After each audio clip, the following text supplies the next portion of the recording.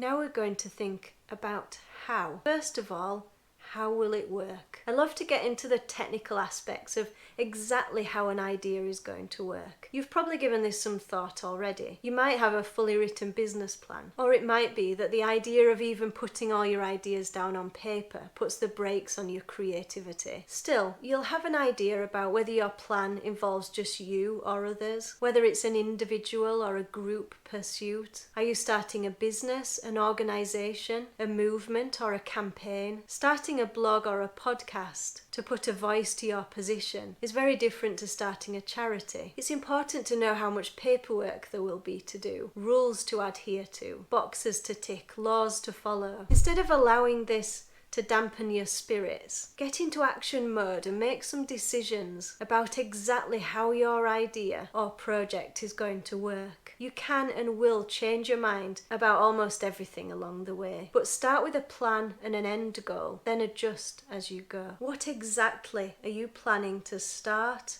launch, or run? What is the end product? How would you describe it to someone who didn't know you? Can you write some bullet points for your initial plan? How big do you want this project to grow? Who and what will give the project its momentum? What will sustain the idea over time?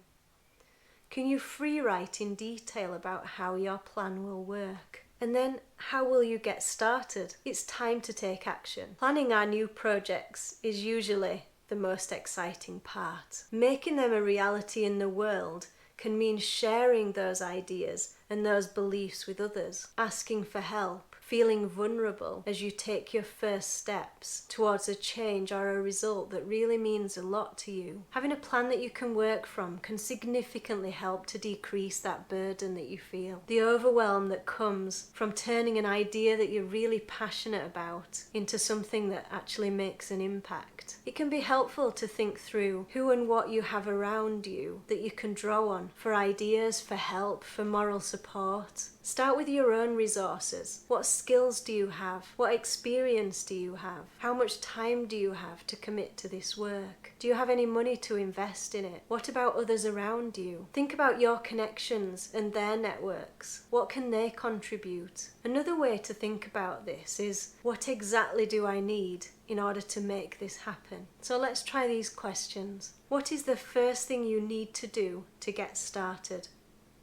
How will you rally people into action? Can you make a list of 10 tasks that will kickstart your project? Can you add dates and deadlines to these tasks? Which key tasks can you delegate to others? What challenges or barriers need tackling early on?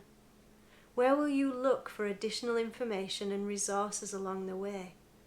At what point will it feel like you've got things underway? And your action challenge in this section is to create a one-page business plan or project plan, outlining very simply what we've covered on this course. What your project is, who your project is for, where your project will take place, what it will achieve, how it will be run or delivered, and the timescales for the project's start, finish, and key events. I hope these videos have been helpful. Make sure that you've got either a printed copy of the workbook or you print off the PDF version that's within this post, and then you can write down all your answers in there, collect them all together, and that should help you to come up with a plan of action. Good luck, and I'll see you soon.